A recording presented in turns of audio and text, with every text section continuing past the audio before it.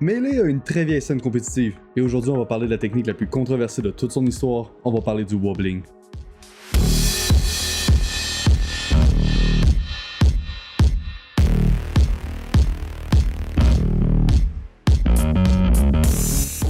Notre histoire commence donc en 2006 à San Jose en Californie au tournoi Norcal Tournament 2. Malheureusement, il n'y a aucune image de l'événement, donc je vais combler avec les images de l'époque. À ce tournoi, Wobbles crée la surprise en se hissant à la 9e place sur 129 participants, le même placement qu'une légende de cette période, Isai. Et Wobbles est un joueur qui nous vient du Texas et qui joue les Ice Climbers, et il utilise une technique qui n'a jamais été vue avant, qui s'appelle le Grab Pummel Taunted. La technique a été découverte par un japonais, et Wobbles, après avoir vu ça, il l'a développé dans la méta et bien sûr l'a popularisé. Et après avoir vu Wobbles utiliser la technique, le roi Ken, numéro 1 mondial de l'époque, renomme la technique le wobbling en référence à Wobbles. Mais pour vous expliquer le wobbling, je dois vous expliquer c'est quoi le desync. En fait, les Ice Climbers sont un duo de personnages qui bougent, attaquent et se protègent ensemble.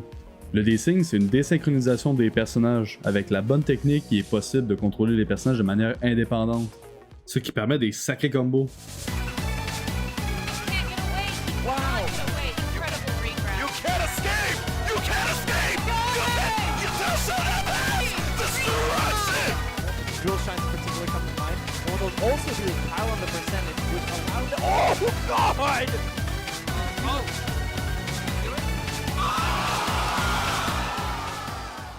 Le wobbling, c'est donc une variante du desync, mais pendant un grab. Ce qui donne en gros que Popo tient l'adversaire pendant que Nana le frappe pour l'empêcher de s'enfuir. En respectant le bon timing, c'est le seul combo infini de Melee. Sur le forum Smashboard, on peut déjà trouver des traces se plaignant du wobbling dès la fin d'année 2006. Et peu de personnes utilisaient la technique à l'époque. Dans le lot, on peut compter Wobbles, Nintendo, True Dat et Fly Amanita. Mais ce joueur est un peu différent, donc on va en reparler plus tard dans la vidéo. Mais c'est plusieurs années plus tard que le wobbling fera sa réelle renommée, à l'Evo 2013. L'Evo, c'était un peu comme la Coupe du Monde pour les jeux de combat, et Melee il faisait enfin son grand retour. La dernière apparition de Melee à l'Evo était en 2007, il avait été remplacé par le nouveau Super Smash Bros. Brawl en 2008. Mais ce tournoi était aussi le plus grand tournoi de Melee de cette époque, avec 709 participants. Et ce n'est rien que moins que Wobbles lui-même qui écrit encore l'histoire du wobbling avec une run de fou. Il élimine à la chaîne plusieurs joueurs qui sont à ce moment-là dans le top mondial. Il affronte Lord 29e, Shroom 7e, PPMD 4e, Hungrybox 5e pour aller en finale contre le numéro 1 mondial, Mango. Il finit donc le tournoi à la 2e place, juste derrière Mango, ce qui est honnêtement un excellent résultat. Grâce à la visibilité et à la hype de ce tournoi, on entre maintenant dans une nouvelle ère pour Melee, dans le Platinum Age. Cette nouvelle ère marque le début de la domination sans partage des 5 dunes Melee, avec Mewtwo King, Mango, Hungrybox, PPMD et Armada. Et c'est aussi la naissance des deux Godslayer, Plop et Leafin. Les deux seuls joueurs ayant réussi l'exploit d'avoir battu au moins une fois chaque dieu lors de matchs officiels. Mais cet Evo a été une rédemption pour Melee en attirant plusieurs nouveaux joueurs et spectateurs. Et cette deuxième place de Wobbles a motivé plusieurs joueurs à faire comme lui, à jouer les Ice Climbers, mais surtout à abuser du wobbling. Et pour leur utilisation excessive de la technique, ils vont se faire appeler les Wobblers. Et plusieurs de ces nouveaux joueurs d'Ice Climbers ont atteint le top 100, comme Trail, This Kid Boogie, Infinite Numbers, Badana et Drunk Slow. Et même si le wobbling était ouvertement critiqué, il n'a jamais été interdit dans les grands événements comme des majors. Mais les organisateurs de tournois ont quand même fait des petits changements des règles pour la technique.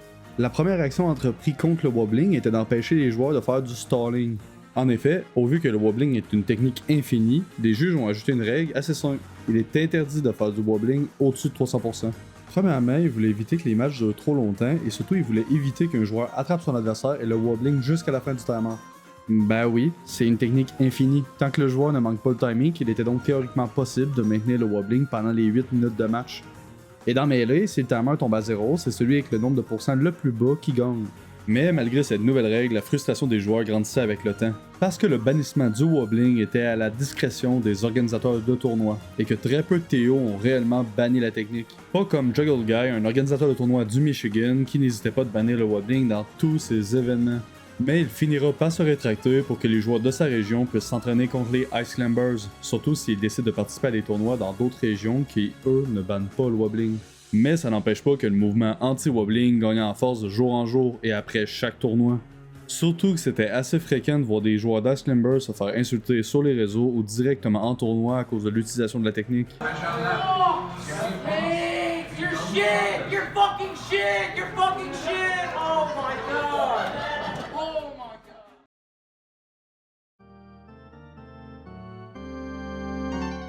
Il faut remettre le wobbling dans le contexte de l'époque. Pendant le Platinum Age de 2013 à 2018, la popularité de Melee avait explosé, et c'était aussi l'avènement du règne sans partage des 5 dieux de Melee. Il faut savoir que la différence de niveau entre le top 100 et ces 5 gars-là était monumentale. Et là, vous me demandez quel est le rapport avec les Ice Climbers, surtout qu'aucun des 5 dieux ne joue le personnage. Mais en fait, il faut regarder l'effet du personnage en tournoi. Énormément de joueurs se plaignent des Ice Climbers. Et ce ne sont pas que des joueurs amateurs, mais aussi des membres du top 100. Ils trouvent la technique beaucoup trop puissante et beaucoup trop punitive. Mourir juste après une simple chop est beaucoup trop frustrant. Parce que oui, les dieux perdent très rarement contre les Ice Climbers, mais ils sont un vrai fléau pour les autres joueurs. Le wobbling est alors un mur pour tout joueur qui avait du potentiel.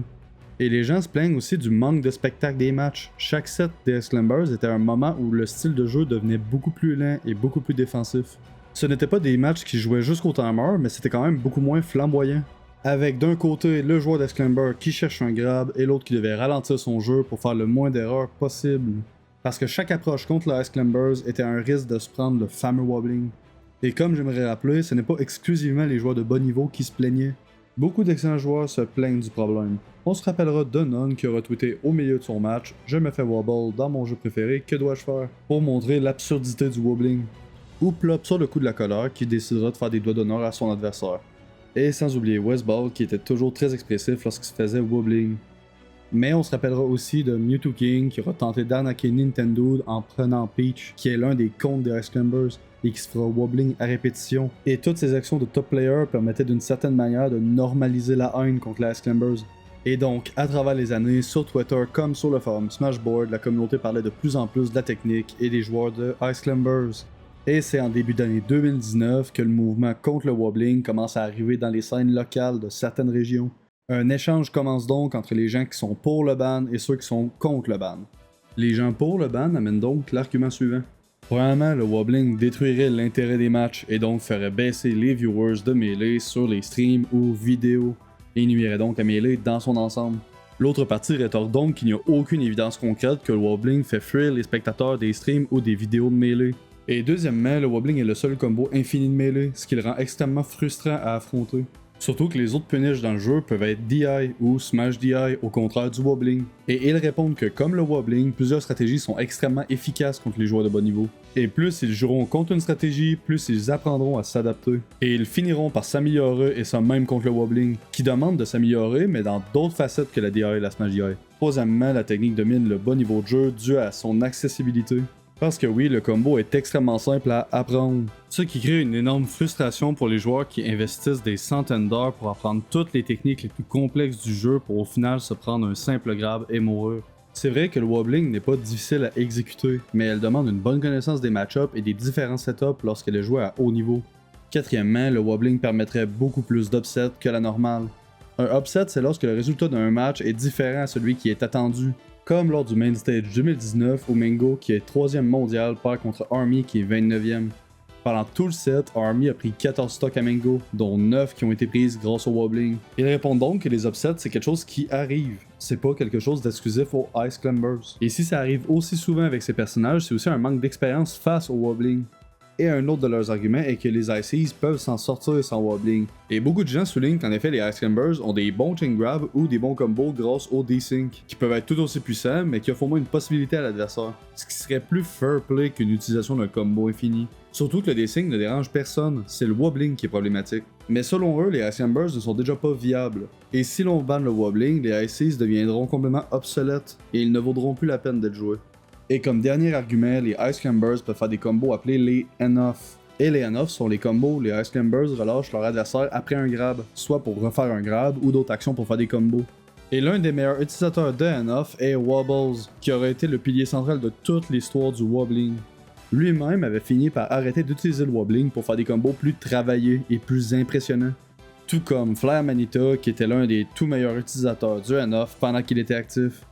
Oui, mais les end-off sont basés sur de la chance. Parce que oui, lorsque l'on joue les Ice Climbers, l'on contrôle les deux personnages. Mais qu'est-ce qui se passe lorsque les deux personnages sont séparés? Eh bien, le deuxième personnage du nom de Nana devient un CPU, ce qui veut dire qu'elle est jouée par le jeu. Et les CPU sont plus ou moins forts du niveau 1 à 9. Et donc Nana est de niveau 5 pour un juste milieu? Non, c'est mêlé, c'est jamais 5. Son niveau est défini par le nombre de pourcents de dégâts accumulés sur le joueur par tranche de 20 arrondi à la baisse. Et ses actions sont choisies aléatoirement dans une liste qui change selon ce fameux niveau. Et son emplacement sur le stage. Et aussi s'il est sur une plateforme. Et de l'emplacement de l'adversaire.